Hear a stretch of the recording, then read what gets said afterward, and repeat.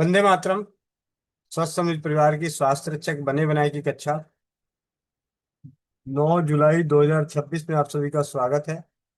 कक्षा की शुरुआत के लिए मंत्र उच्चारण के लिए कोमल पटेल बहन, वंदे मातरम गायन के लिए नीतू महेश्वरी दीदी, वंदे मातरम उद्घोष के लिए बहन मोनिका साहू। वंदे मातरम भैया। वंदे मातरम सभी को। जो भाई बहन चश्मा लगाए चश्मा निकाल लें। आंखें बंद, पीठ गर्दन सीधी, चेहरे पे मुस्कान, अपने अपने भगवान का गुरु का ध्यान करते हुए। ओम ओम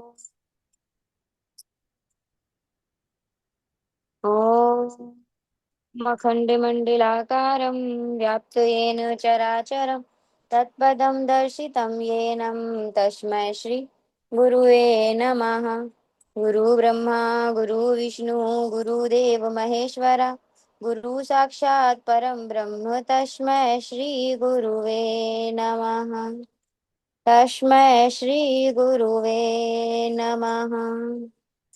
सभी लोग अपने हाथों को रब करेंगे, आंखों पे रखेंगे और एक प्यारी सी मुस्कुराहट के साथ अपनी आंखें खोलेंगे। जय श्री राम, राधे राधे, वंदे मातरम सभी को। नीतू दीदी। वंदे मातरम सभी को। वंदे मातरम,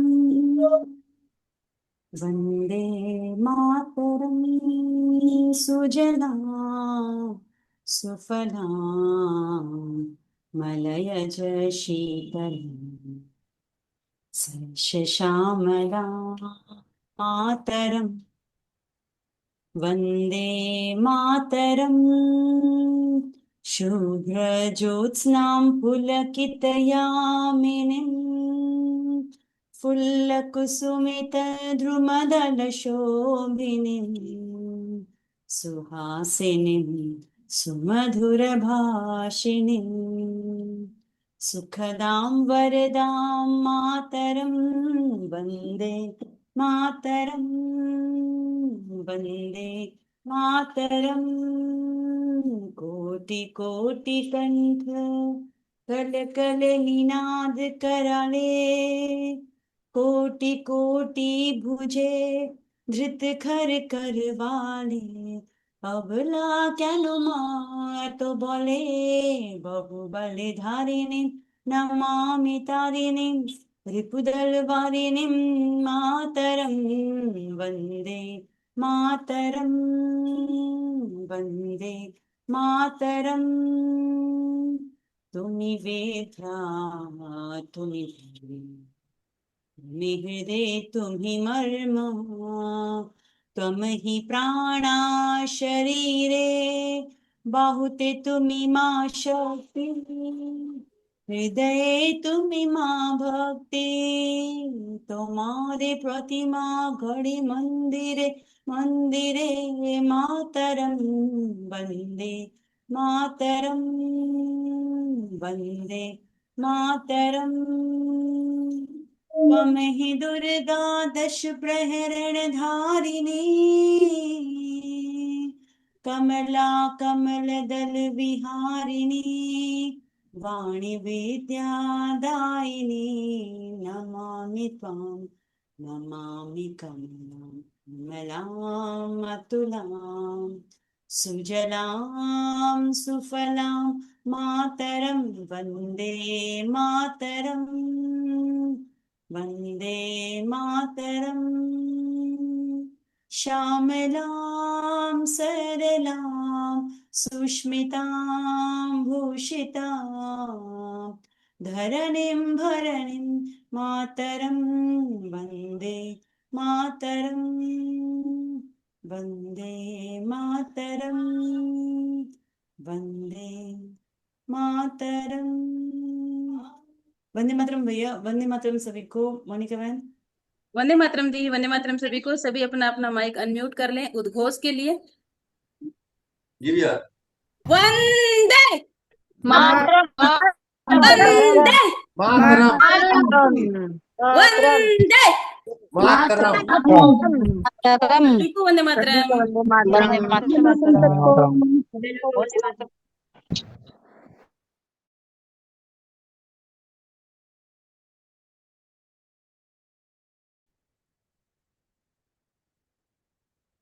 जी भैया।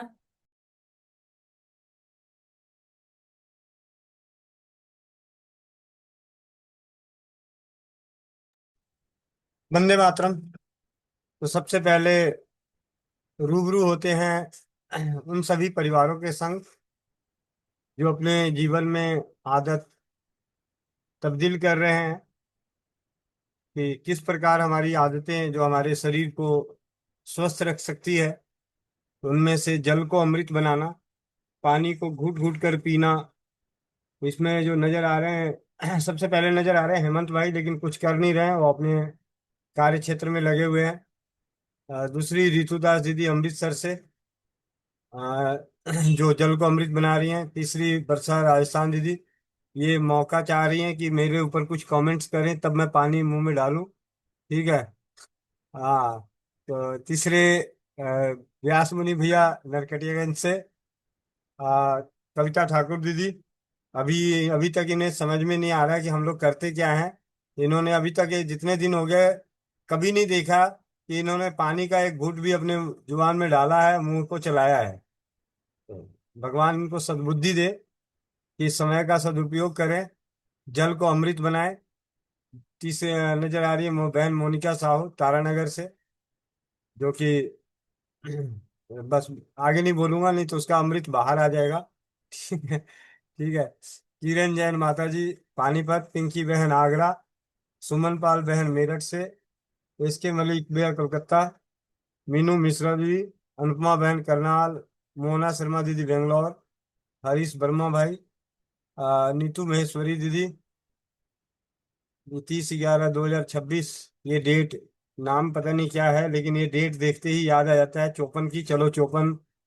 ठीक है।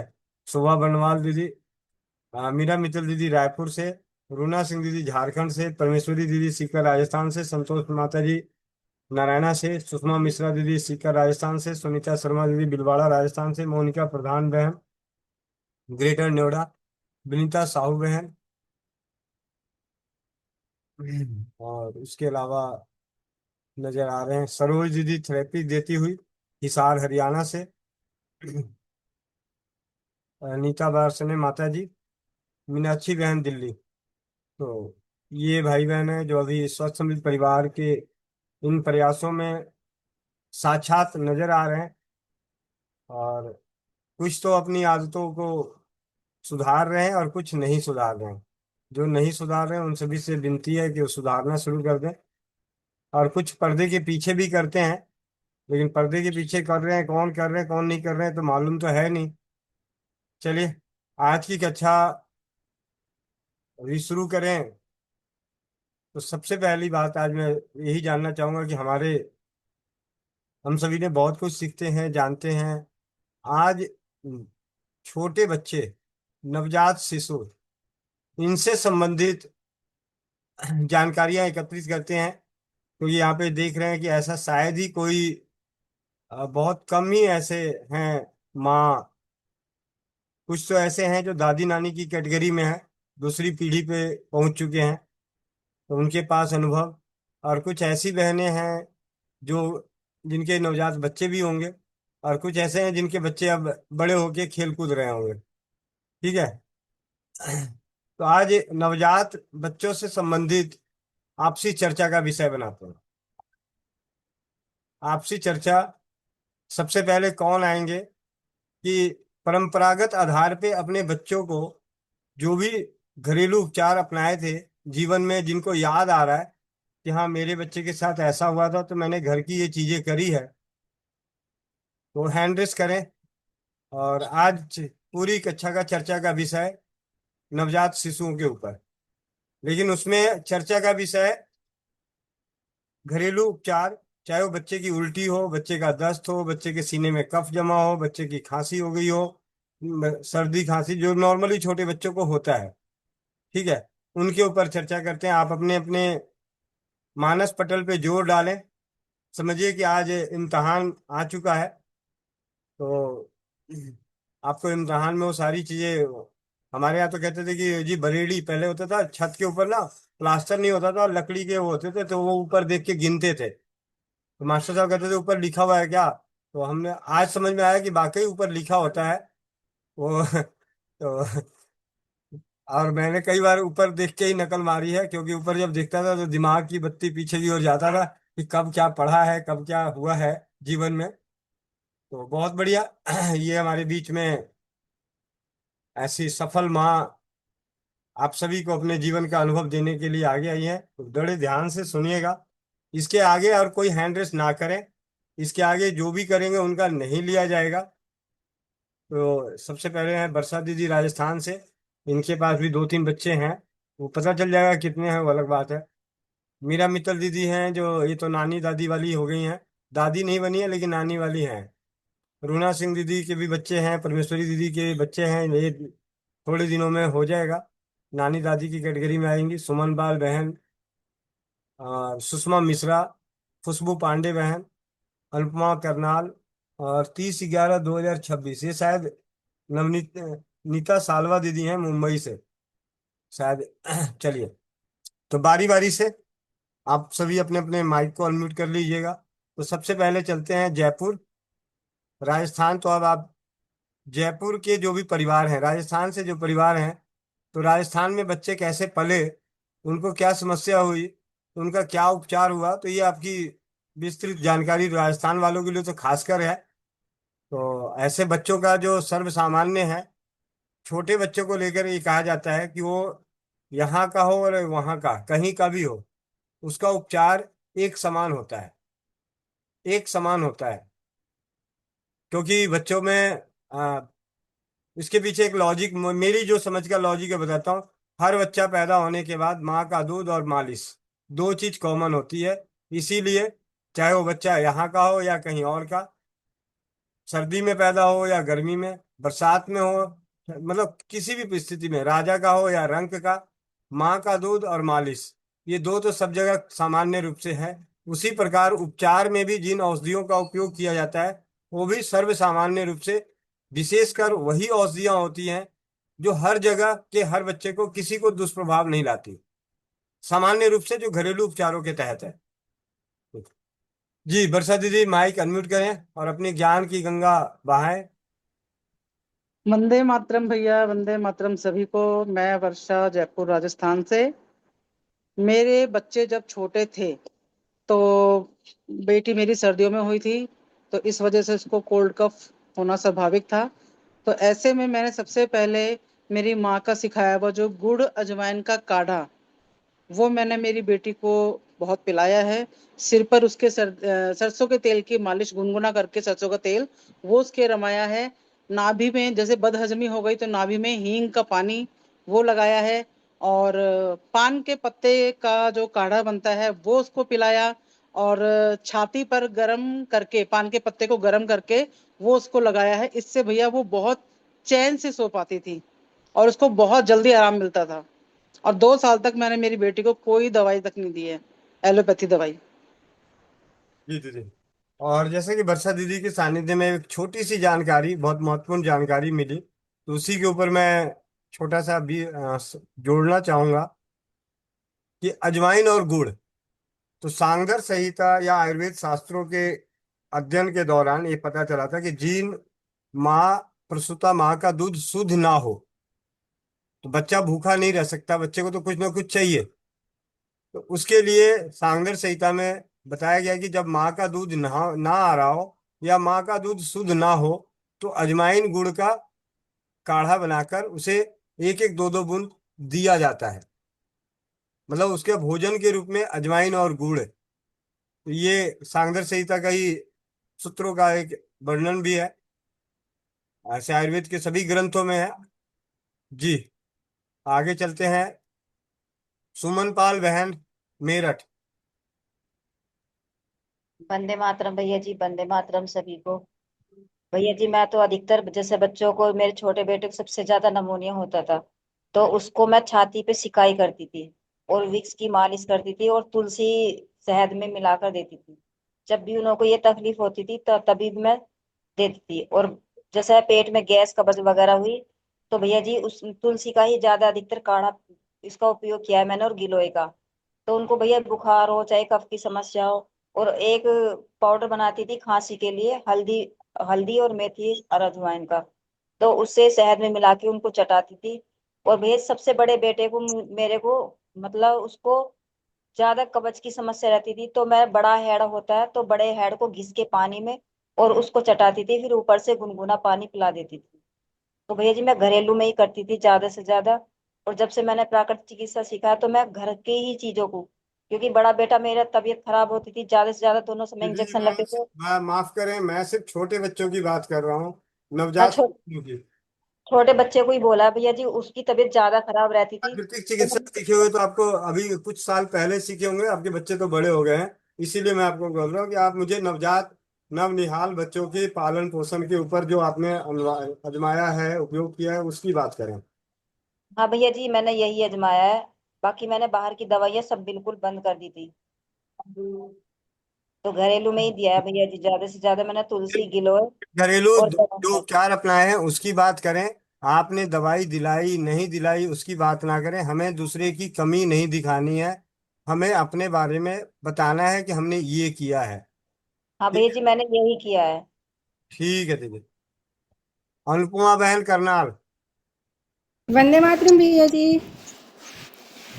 भैया जी मेरा जो बेटा है मतलब अभी 4 साल का है।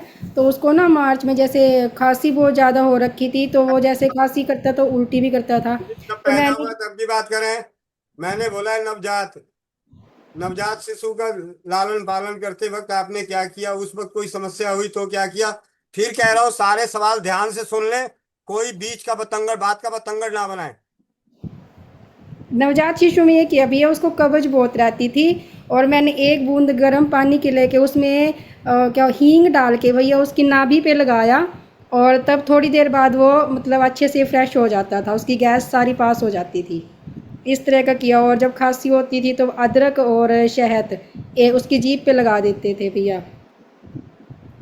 इसके अलावा और कुछ हुआ बच्चों को? जब आपके बच्चा छोटा बच्चा था तो कुछ और हुआ? जी भैया, बुखार भी होता था, उल्टी भी होती थी जैसे। तो उल्टी में तो ये करते थे जैसे लौंग और अजवाइन वो देते थे भैया उसका काढ़ा बनाकर। और जब फीवर होता था तो तुलसी और काली मिर्च जैसे ये पानी में पका कर देते थे। और या फिर छोटा बच्चा तो एक बूंद बूंद ड्रॉप के साथ देते थे, या फिर दूध में पका के देती थी भैया जी। तो आपको किसी ने बोला नहीं कि छोटे बच्चे को दूध पानी नहीं देते? भाई 5-6 महीने का बच्चा, 1 महीने का बच्चा, 2 महीने का बच्चा, तो उन दिनों में ये जब तब तो दूध में देती थी भैया जी, जैसे दूध में तुलसी पका के। मैंने नवजात शिशु की बात कर रहा हूँ।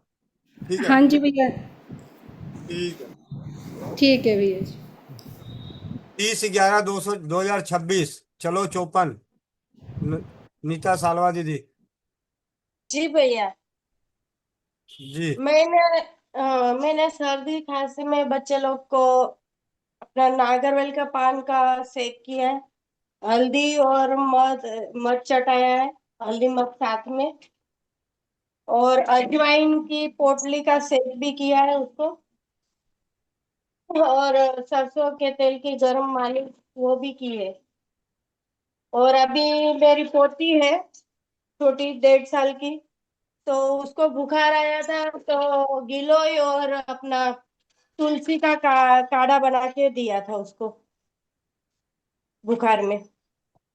दीदी जी, आपकी उम्र कितनी है? मेरी 53। और आपका पहला बच्चा कितने साल का है? 31 चालू है उसको। 31 साल पहले, आज से ठीक याद कीजिए कि जिस दिन बच्चा पैदा हुआ था उस दिन हाँ आपके घर वाले, आपकी दादी, नानी, मौसी, अड़ोसी पड़ोसी, उन्होंने आपको कुछ सलाह दी थी, याद है? भाई जब बच्चा पैदा हुआ होगा तो कुछ तो बोला होगा कि भाई ऐसे ऐसे रखना, इस तरीके से पकड़ना, इस तरीके से करना। जी हाँ, वो तो सब सिखाते हैं। क्या सिखाते हैं? सिखाइए जरा। सबसे पहले क्या सिखाया गया था जब आपका बच्चा आपके हाथ में हुआ था, तो आपको क्या सिखाया गया था और किसने सिखाया था, किसने बोला था? तभी तो माँ भी थी सास भी थी, दोनों साथ में ही थे। तो क्या बोला? दोनों ही। आपके बच्चे को आपके हाथ में पकड़ा के कैसे बोला कि ऐसे पकड़ो, ऐसे पकड़ो? कोई कुछ तो बोला होगा कि पकड़, ढंग से पकड़ो। जी हाँ, सर का भाग ऊपर रखना है। सर का भाग ऊपर की तरह रखना है। दूध पिलाते वक्त भी उस तरह से रखना है कि पेट में बच्चे का दूध आराम से जाए। मतलब पैर का भाग नीचे की साइड, थोड़ा सर का भाग ऊपर की साइड, और सर के नीचे अपना हाथ रखना है। और दूध पी लेने के बाद में उसको कंधे पे रख के उसको थपथपाना है ताकि उसको डकार आ जाए, उसका दूध वापस ऊपर ना आए इसलिए। जी दीदी, बहुत बढ़िया। अब आगे चलते हैं रूना सिंह दीदी, क्योंकि मीरा मित्तल दीदी के पास देर से पहुंचेंगे क्योंकि उनको काफी पुराना हो गया, जैसे 31 साल पुराने थे वो भी पुरानी है। ठीक है, रूना सिंह दीदी। वंदे मातरम भैया, वंदे मातरम सभी को। और मेरा जो अपना अनुभव है, मेरे दोनों बच्चे नॉर्मल हुए हैं, नॉर्मल डिलीवरी से हुए हैं। और मेरी दादी ने हम लोगों को सबसे पहला चैप्टर यही सिखाए थे कि बच्चे को जब भी कुछ होगा, मतलब जन्म का शिशु का बोल रहे भैया, तो वो तुम्हारे ऊपर डिपेंड करता है। तुम्हारे खान पान से वो ठीक भी होंगे और तुम्हारे खान पान से उसको तकलीफ भी होगा। ये चीज सबसे पहले वो बना। और पहला दिन जब हॉस्पिटल से आती हूँ तो पहला दिन हम लोग का बोलते हैं ना, जो दिया जाता है वो गुड़ और अजवाइन दिया गया था। तो हम बोले ये किसको खाना, बोले इसी को खाना है। और खाना नहीं बोले, वो चबाना है, चबाना है गुड़ अजवाइन। और उसके बाद से वहां से स्टार्टअप होता है, हम लोग का खान पान शुरू होता है। और खाने में जो जो हम खाते हैं वो बच्चे को इफेक्ट करता है। उसके बाद भी भैया 3 चीज हमको सिखाया गया था कि एक जाफर लेना है जो कि सरसों के तेल में रख देना है उसको, जब भी कुछ होगा उसको पहला दिन से रखा गया था। एक दिया गया था जमाइन का, डेली उसको गोबर के ये में डाल के धुआं करने के लिए। इससे बच्चे को ना सर्दी होगा ना खांसी। और कभी कुछ हो रहा है तो इसका सेक लगाना है, पेट में सेक लगाना है, कान में सेक लगाना है, बच्चे को अगर कोई तकलीफ होता है। और तीसरा चीज बताया गया था जो हम अपने बच्चे पे अप्लाई करते थे, ये पार्ट जो होता है ना भैया, वो बहुत सॉफ्ट रहता है और धक धक धक धक करता है। तो उस पे भी जमाइन और सरसों को तेल को, थोड़ा जमाइन को दरदरा कूट के और सरसों का तेल यहाँ पे डालने के लिए दादी ने कहा। इससे ये पोर्शन मजबूत होता है और बहुत तुम्हारा जो बोलते हैं ना ब्रेन का जो कम ये धड़कन जो होता है वो कम होता है। देखने से बहुत धक धक करता था। ये दिया गया था। जैसे जैसे बच्चे बड़े होते थे हम लोग का खान पान तब चेंज हुआ। जब भी कुछ होता था तो हम लोग का खान पान पहले चेंज किया जाता था, तुम खाओ और तुम्हारे दूध के माध्यम से बच्चे ठीक हो जाएंगे। तो हम लोग को उस टाइम तो भैया नहीं समझ में आता था, लेकिन वो मेरी माँ और मेरी दादी ऐसा करती थी। अगर उसके पेट में दर्द है तो जमाइन पानी हमको पीना पड़ता था। 1 महीने के बच्चे का बता रही हूँ कि तुम जमाइन पानी पियोगी तो उसका पेट दर्द ठीक हो जाएगा। जैसे जैसे वो बड़ा हुआ तो थोड़ा और बड़ा हुआ है, तो हमारा दूध से अगर उसको कोई चीज का तकलीफ है, कान में अगर उसको लग रहा है कुछ दिक्कत है, तो हमारा ही दूध छोटे बच्चे के कान में देने के लिए बोला गया था। ये चीज सीखे। और जाफर जो होता है जो तेल में रखा रहता था, वो जाफर को पत्थर के गोला सा रहता था जिसपे चंदन घिसते हैं, उस पे घिस के और छोटी मात्रा में हनी के साथ चटाया जाता था। इसको कब्ज नहीं होना चाहिए, कब्ज नहीं होगा बच्चे को। तुम जो खाती हो या तुम जो कुछ करती हो तो ये इसको पचाता था। वो डेली दिया जाता था। फिर 2-3 महीना 4 महीना ऐसे बढ़ते जा रहे हैं बच्चे। जब दांत निकलने का टाइम आया तो दादी ने सिखाया कि ये अंगूठा का ये पॉइंट दोनों देखना पड़ता था ये, और बोलते थे कि इसको दबाना तो इसको बहुत आसानी से दांत निकलेगा। एक और चीज दादी बताई कि इसकी बुआ को बोलना, यानी कि राज सोना की बुआ को बोलना कि बासी मुंह है, इसको अगर फूंक देगी तो दांत बहुत आसानी से निकलेगा। बासी उसकी बुआ फूकेगी, मेरे फूकने से नहीं होगा। अगर उसकी बुआ फूकती है तो उसका दांत बहुत आसानी से निकल जाएगा। और पैर के अंगूठा में भी यही चीज सिखाई थी कि अगर दांत निकलने समय बच्चे को दर्द हो रहा है या दस्त हो रहा है, दस्त ब्लैडरिंग बहुत ज्यादा हो रहा है, तो ये चारों पैर का और हाथ का दबाने से वो दस्त भी बंद होता है और दांत का जो बोलते हैं ना ये निकलना, वो बहुत आसानी से निकलता है। ये छोटे छोटे बहुत सारे रेमेडी भैया अभी उतना याद नहीं है कि बेटी भी 20 साल की हो गई है, बेटा भी 18 साल का हो गया है, लेकिन यही छोटे छोटे रेमेडी वो बताई थी। और जैसे जैसे बड़ा हुआ तो कभी तो जमाइन का 6 महीना के बाद भैया, 6 महीना के साल भर के बाद उसको जमाइन का पानी देने के लिए बोला गया था हम लोग को। कि पानी उन्हीं वो हमको लेना होता था। 6 महीना पहले की बात बोल रहे हैं, हमको लेना होता। दूध नहीं उतर रहा है तो कम हो गया दूध, तो दूध ये बोलते हैं ना, कलौंजी को पीस के 1 गिलास दूध में डाल के फिर हमको पिलाया जाता था, इससे तुम्हारा दूध बहुत अच्छा उतरेगा, बहुत बढ़िया दूध उतरेगा। तो ये छोटी छोटी रेमेडी जो हम लोग को सिखाया गया था, नॉर्मल डिलीवरी के माध्यम से मेरा दोनों बच्चा हुआ है, और यही सब हम किए हैं। और मेरे पास जाफर, अजमाइन और हींग, हींग के लिए भी बोला गया है कि जब भी बच्चा का पेट थोड़ा लगे कि फूल गया है तो पिलाना कुछ नहीं था भैया, झूठ क्यों बोले, उसको नाभि के किनारे किनारे लगाना था, नाभि के किनारे किनारे गोल गोल करके उसको लगाना रहता था। यही सब छोटा छोटा जो याद है भैया उतना बता पा रही हूँ, पूरा तो नहीं याद है। और दीपक भी अगर जलाना है तो जमाइन का पोटली बना लो, जमाइन का पोटली बना के और उसमें आग लगा के और फिर घर में दीपक जलाओ, तो बच्चा का सांस लेने का जो कैपेसिटी होता है वो बढ़ जाता है। और कभी कभी सर्दी ठंड में जब आती थी तो कभी कभी कोल्ड कफ हो जाता था जगह बदलने की वजह, तो पुराने घी का बोली, पुराना घी हमेशा रखो और बच्चे को चेस्ट पे दोनों और गले के पास हल्का सा गुनगुना करके उसको मसाज करो, तो उसका कफ जो होता है वो लैट्रिन के माध्यम से निकलता है। यही सब छोटा छोटा रेमेडी है भैया, याद जितना है वो मैं बता रही हूँ। वंदे मातरम भैया। बहुत ही सुंदर। तो अभी मुझे मालूम है कि अपनी चौपाल में भी जुड़े हुए 2 बहनें ऐसी हैं जो थोड़े ही दिनों में माँ बनने वाली हैं, तो उनके लिए भी विशेष ज्ञान आज ही आप सभी के लिए नोट कर लें। तो आगे चलते हैं। अनीता सिंह। अनीता सिंह। जी भैया, वंदे मातरम भैया जी। वंदे मातरम से बिल्कुल।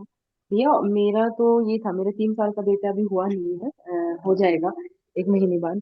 तो भैया मैं तो यही करती थी और अब भी करती हूँ क्योंकि हाथ ठंडे होते हैं। तो वो नहीं है जायफल और अरहर, जायफल और अरहर को पत्थर पे पीस के और घुटी बना के इसको मैं देती थी। तो इसको कभी ठंड नहीं लगी और कभी जैसे कि पेट में गैस नहीं बनी, कभी पोटी की कोई शिकायत नहीं आई। ये तो मैंने किया। और भैया मैं जब दूसरी जगह रहती थी वहां मेरे पास मेड आती थी, तो वो थोड़ी एज थी, तो मैं बच्चे के लिए जैसे काम के लिए बुलाती थी, तो बच्चे को मैं बच्चे की केयर मैं करती थी। वो बताते थे कि सरसों के तेल में लहसुन और अजवाइन उबाल के रख लो उसको, और उस तेल से फिर मैं इसकी नहाने से पहले 1 घंटे आधे घंटे पहले मालिश करती थी, फिर इसको नहलाती थी। तो टचवुड भैया जी, भगवान की कृपा से इसको कभी मतलब ऐसे सर्दी नहीं लगी और ये ठीक और स्वस्थ रहा। मेरा तो ये अनुभव था भैया। वंदे मातरम भैया जी। बस इतना ही याद है? तो आप हाँ भैया, बताओ। इतना ही याद है। आप बताओ। कितने साल हाँ का जी, बच्चा है? अभी ये 3 का हुआ नहीं है, हो जाएगा अभी 3 का जुलाई के एंड में। तो आपसे अच्छी तो अरुणा अरुणा दीदी है, जो 20 साल पुरानी बात याद आ गई है। क्योंकि भैया मेरी सास है ना, डॉक्टर है, तो इन चीजों में बिलीव नहीं करती वो, तो वो मेडिसिन ही देती है जैसे बच्चों को। मेरी बेटी है ना, छोटी थी, तो उसको नमूनिया बिगड़ गया था, नवंबर में हुई थी बेटी मेरी।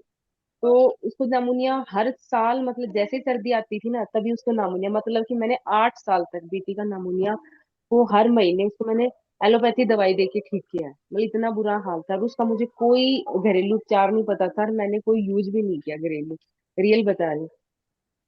और अब तो खैर टचवुड ठीक है, बेटी मेरी अब नहीं होता, लेकिन 8 साल तक उसको कंटिन्यू नमूनिया रहा। तो किसी ने मुझे सजेस्ट नहीं किया ऐसे, और मेरी दादी थी नहीं, दादी पहले मेरी एक्सपायर हो गई थी, तो मुझे आइडिया नहीं था भैया उन चीजों का। तो जी। जी भैया। सुनीता सिंह दीदी। वंदे मातरम भैया, वंदे मातरम सभी को। भैया मेरे तो बच्चे 3 हैं, तीनों नॉर्मल डिलीवरी से हुए हैं। और मेरी पहली जब बेटी हुई थी, आवाज आ रही? भैया आवाज आ रही? हाँ जी।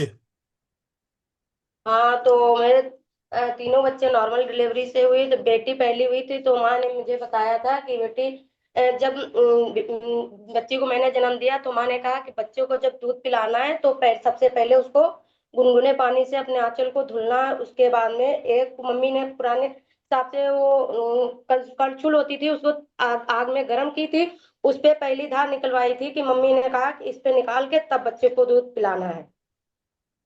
और कहती थी कि मम्मी जब दूध पिलाना है तो हमेशा मतलब जब 5-6 दिन का बच्चा हो तो उसको जब भी दूध पिलाना मतलब जब सवर बोलते हैं ना उसको, तो सवर में जब होते हैं ना तो उसको माँ बोलती थी कि जब भी बच्चों को पिलाना है दूध, रात में पिलाओ या दिन में पिलाओ, हमेशा उसको बैठ के ही पिलाना है दूध, लेट के दूध नहीं पिलाना है।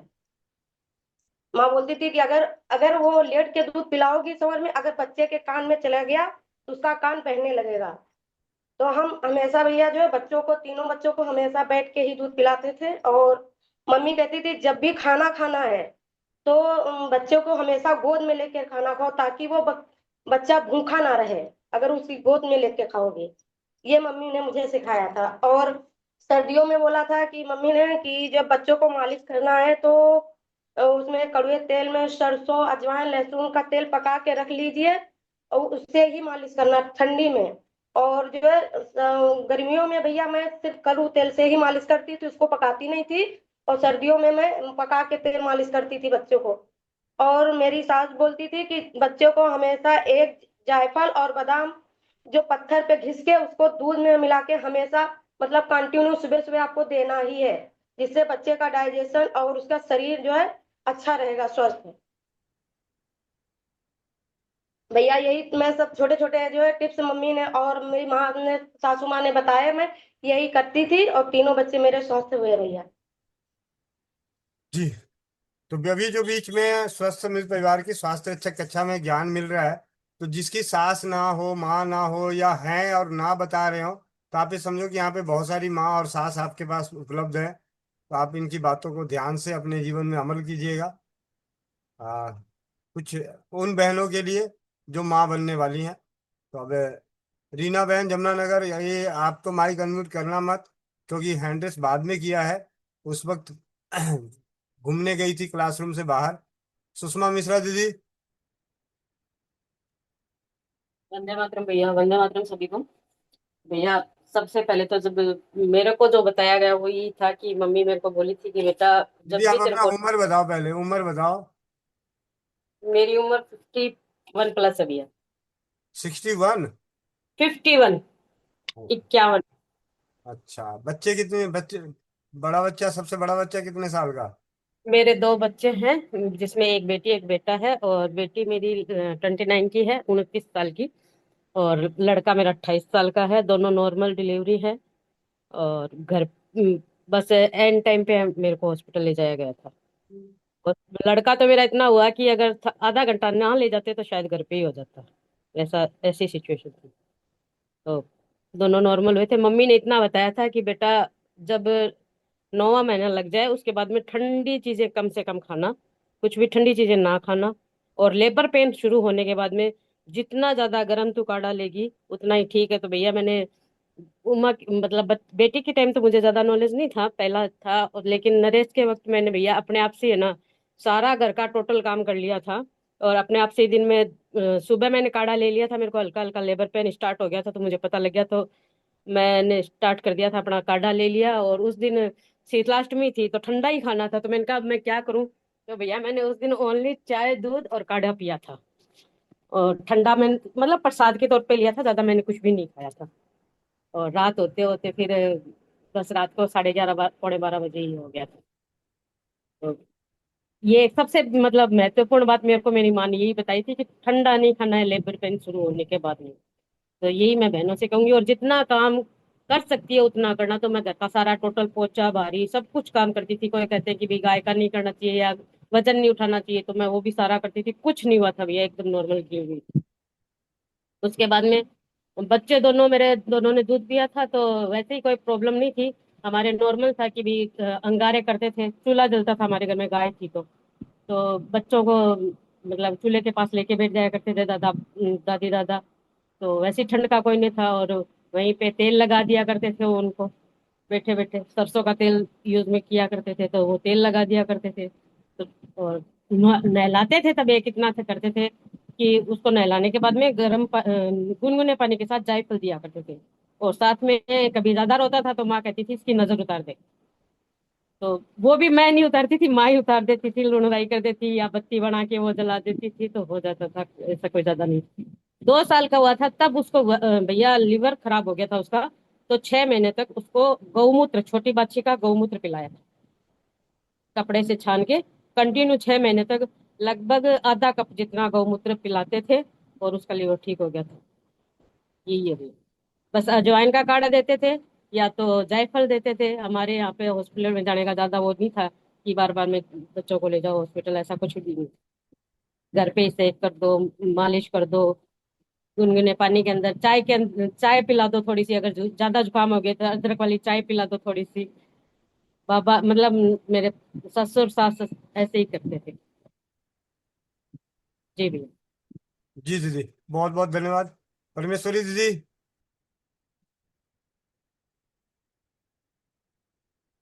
परमेश्वरी दीदी।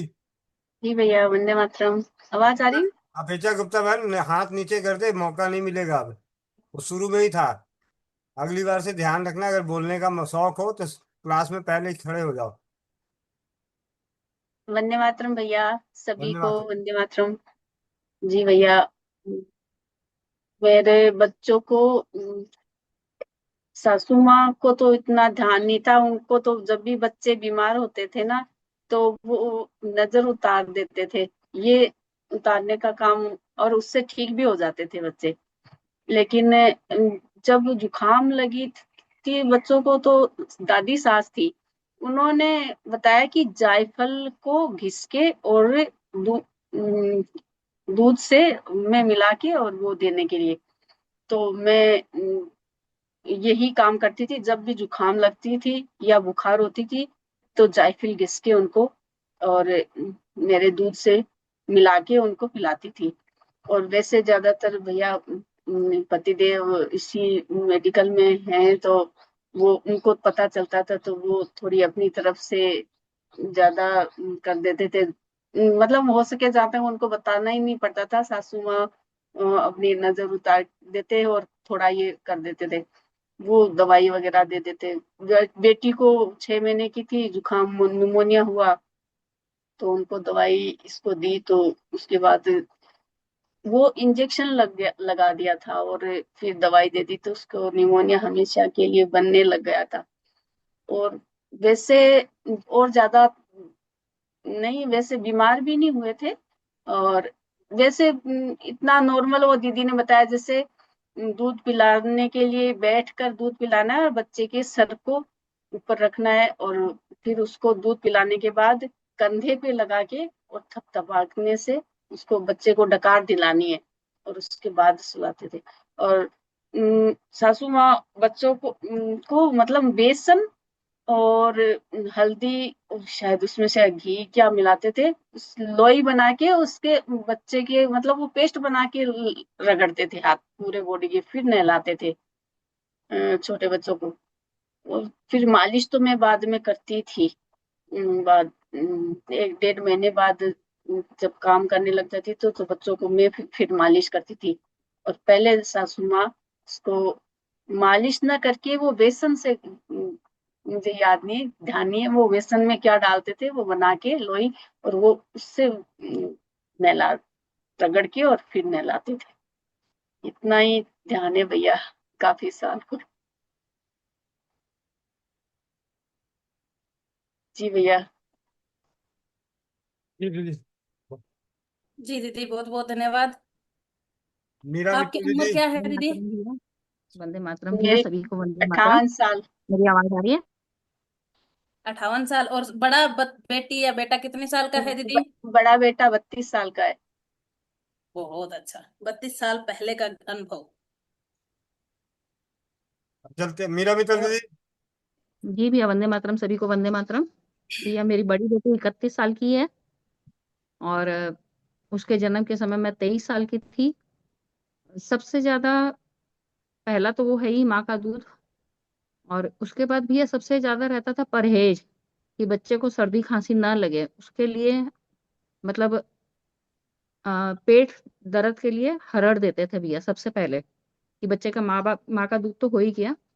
और जैसे ही बच्चा घर पे आता था तो हरड़ घस के देना शुरू करते थे पहले दिन से, और जब तक बच्चा चलना ना सीख जाए, क्योंकि चलने लगेगा तो खाना हजम हो जाएगा, दूध हजम हो जाएगा, और जब तक बच्चा चलना नहीं सीखे तब तक एक दिन भी मेरी सासू माँ बोलती थी कि इसकी हरड़ मत छोड़ना।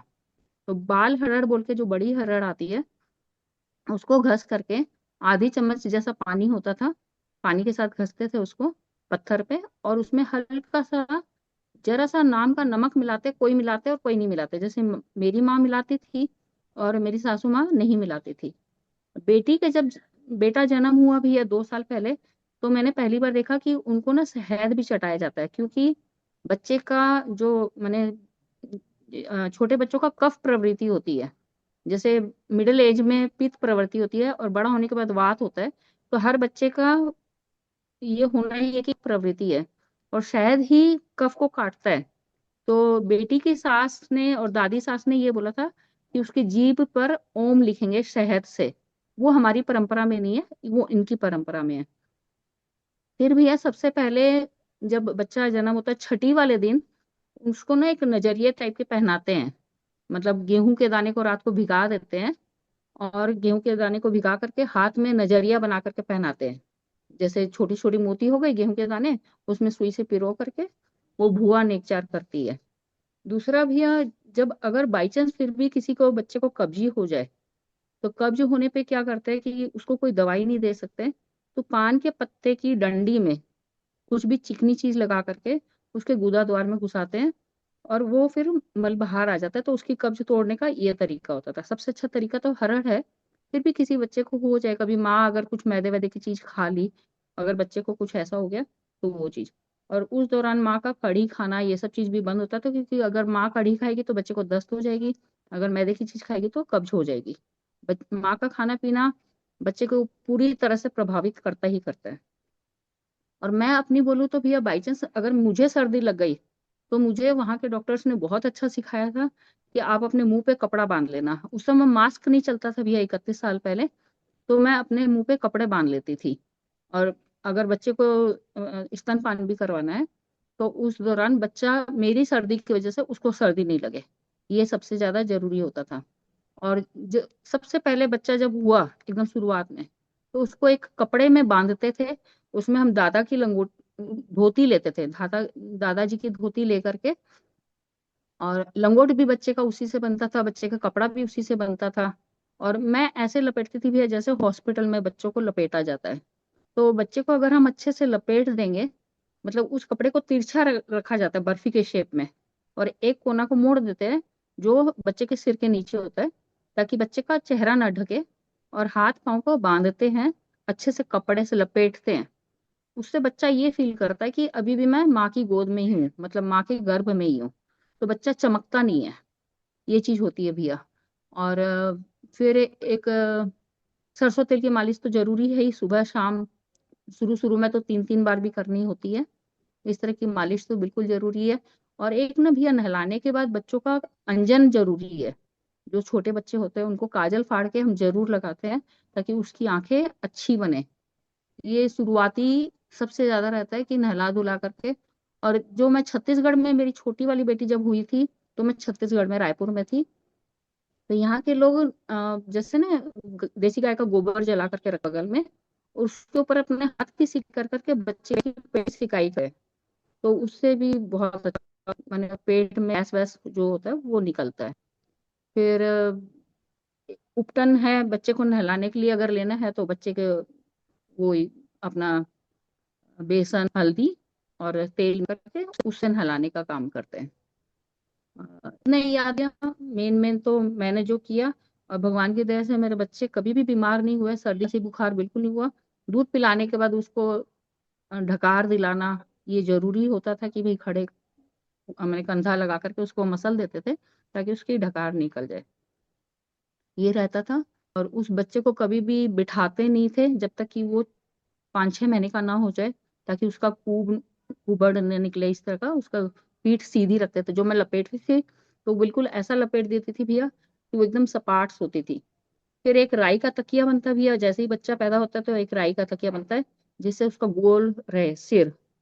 तकिया, एक छोटा सा तकिया बनेगा करीबन 12 इंची बाई 6 इंची का, और उसमें 1-1.5 kg राई भर देते हैं, ताकि उसके सिर की शेप अच्छी रहे, ये जरूरी रहता है।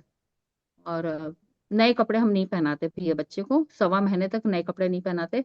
छठे वाले दिन बुआ लेकर के आती है एक कपड़ा, उस दिन पहनाते हैं। और फिर जब हवन होता है, 9 दिन का हवन होता है, घर की शुद्धि होती है, तो फिर किसी किसी परिवार में ये है कि नानी के यहाँ से आता है, किसी किसी परिवार में कि वो लोग खुद पहली बार पहनाते हैं। तो इस तरह का चीज रहता है भैया। और माँ का दूध के अलावा मतलब 4 महीने तक तो बाहर का दूध वगैरह कुछ भी नहीं देते हैं, कुछ भी बाहर का खाना वाना कुछ नहीं।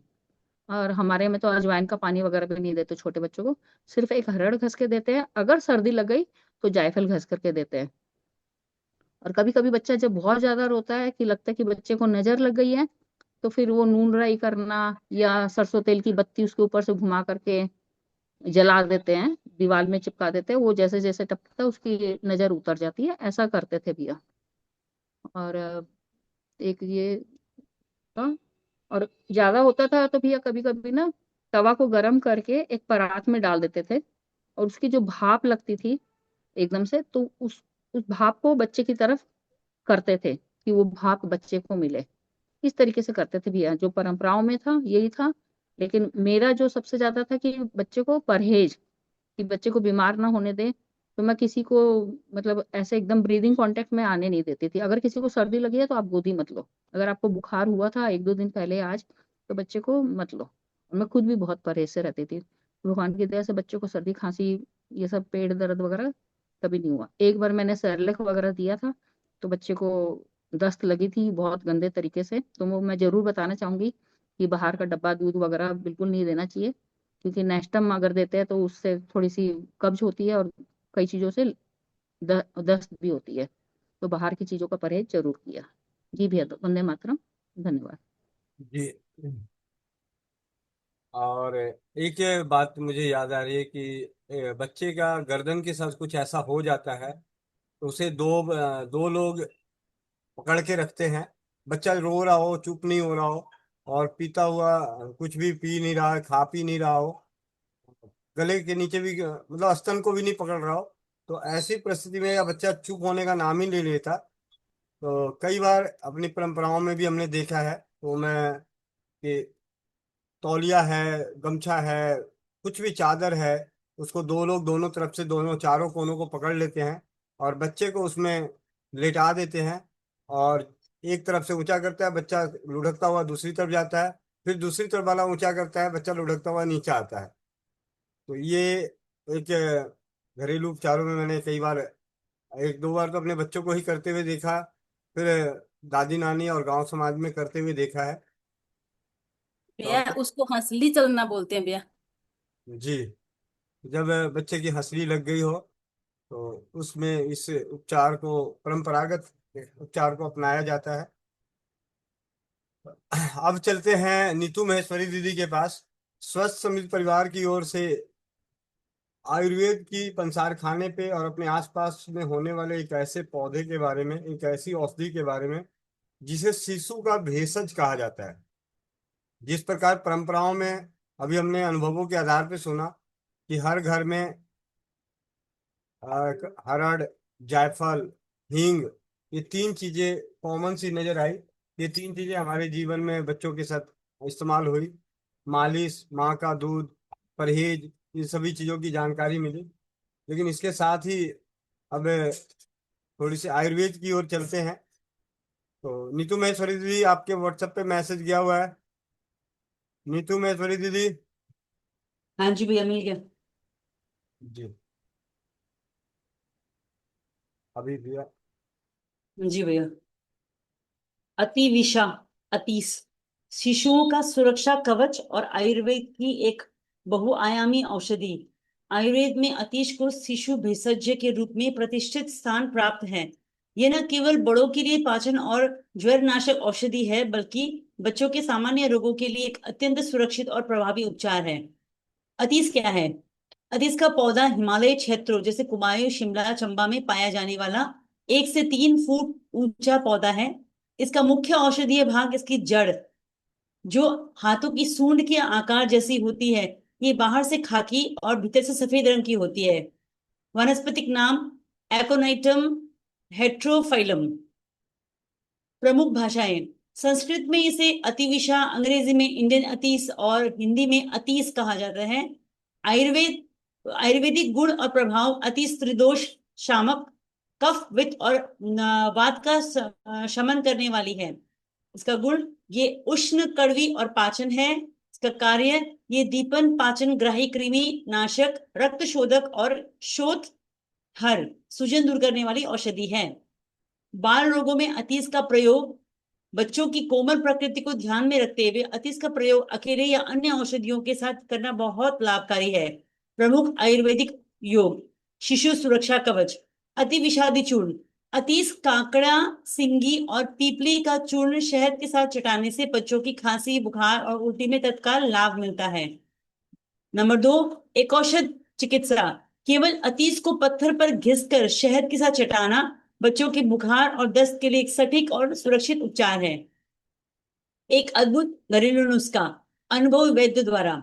अतीस, नागरमोथा, काकड़ा सिंगी, सौंठ और आम की गुठली की भीगी मिंगी को पत्थर पर पानी के साथ घिसकर तैयार किया गया लेप शिशुओं के पेट के विकारों जैसे कब्ज, दस्त, पेट दर्द, अरुचि के लिए अमृत तुल्य है। इसकी विधि, ताजा घिसकर आधा चम्मच घोल प्रतिदिन दोपहर में 21 दिनों तक दें। नंबर 4, अन्य रोगों में अतीश के लाभ: ज्वर नाशक, विषम ज्वर और बार बार आने वाले बुखार में अतीश का चूर्ण 1 से 2 रत्ती शहद के साथ देना अत्यंत गुणकारी है। कृमि रोग, अतीश और वाइविडन का चूर्ण शहद के साथ देने से पेट के कीड़े नष्ट होते हैं। आमातिशार यानी पेचिस, सौंठ और अतीश का चूर्ण चावल के धोवन के साथ लेने से दस्त और मरोड़ में लाभ मिलता है। पाचन विकारों में अति विषादी वटी का प्रयोग पाचन शक्ति बढ़ाने और पेट के विकारों को दूर करने में किया जाता है। नंबर 5, अतीश के अन्य प्रसिद्ध आयुर्वेदिक योग। अतीश की प्रभावकारिता के कारण इसे कई श्रेष्ठ औषधियों में शामिल किया गया है, जैसे चंद्रप्रभावटी, मूत्र और वीर्य संबंधी रोगों तथा मधुमेह में सहायक, मनमथ रस, धातु पौष्टिक और वाजीकारक। अन्य पंचघृत गुग्गुल, योगराज गुग्गुल और ज्वरांतक वटी। नंबर 6, सेवन विधि और मात्रा। सामान्यतः 1 से 2 रत्ती अनुपान शहद, दूध या गर्म पानी के साथ। पांठ विधि, 5 ग्राम अतीस को आधा गिलास उबलते पानी में डालकर 20-25 मिनट ढककर रखें, फिर छानकर दूध के साथ प्रयोग करें। महत्वपूर्ण सावधानियां: चिकित्सीय देखरेख, अतीस का सेवन हमेशा किसी अनुभवी वैद्य या चिकित्सक की सलाह पर ही करें। अति सेवन से बचाव, अधिक मात्रा में सेवन आमाशय और आंतों के लिए हानिकारक हो सकता है। यदि ऐसा हो तो शीतल वस्तुओं तथा जैसे दूध, ठंडा पानी का सेवन करें। शुद्धता, औषधीय प्रयोग के लिए उच्च गुणवत्ता वाली शुद्ध अतीस का ही चयन करें। इसका निष्कर्ष ये है कि अतीस का उपयोग सदियों से भारत की स्वदेशी चिकित्सा पद्धति का आधार रहा है। बच्चों की बीमारियों में इसे सुरक्षा कवच मानना पूर्णतः वैज्ञानिक और व्यावहारिक है। अपने रसोई घर को प्रथम औषधालय बनाने की दिशा में अतीस का ज्ञान हर परिवार के पास होना चाहिए। नोट करने वाली बातें, ये लेख केवल जानकारी के उद्देश्य से हैं। किसी भी औषधीय प्रयोग से पहले अनुभवी वैद्य से परामर्श अवश्य लें। जी दीदी, बहुत बहुत धन्यवाद।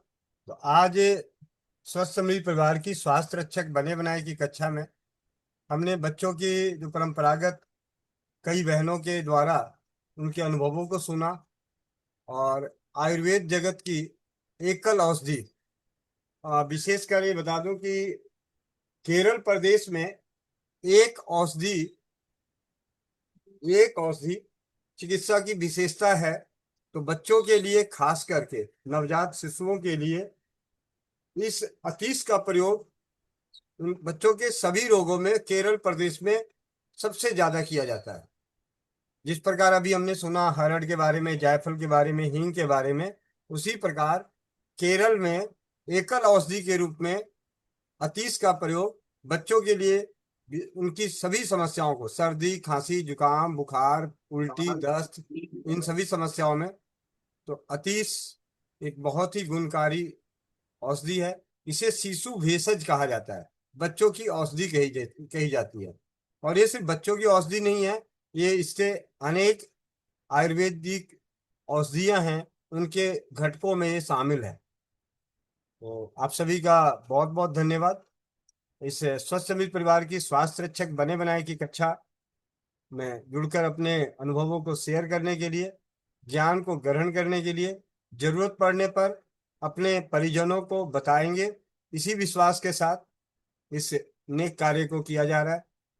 शून्य खर्च चिकित्सा पद्धति, जहाँ पे हम सभी के पास घरेलू आयुर्वेदिक अनुभव यानी अनुभवों के आधार पर जो ज्ञान हमें मिला है, उन ज्ञानों के आधार पे हम अपने परिजनों के और अपने जो जानकार हैं उन सभी के स्वास्थ्य संबंधी सलाह देकर उन्हें स्वस्थ और समृद्ध बनाने का प्रयास करेंगे। तो विशेष रूप से इससे संबंधित अब ना कोई किसी के प्रश्न होंगे भी तब भी नहीं, और मोह माया समेटने का काम करते हैं और मिलते हैं स्वस्थ समृद्ध परिवार के अगले प्रयास नारी सुरक्षा और रात्रि अनोखे परिवार की अनोखी चौपाल चमत्कार के पल में। वंदे मातरम। समापन मंत्र के लिए कोमल पटेल बहन है, तो नहीं तो मीरा मित्तल दीदी। जी भैया। जो भाई बहन चश्मा लगाए चश्मा निकाल लें, आंखें बंद, पीठ गर्दन सीधी, चेहरे पे मुस्कान। ओम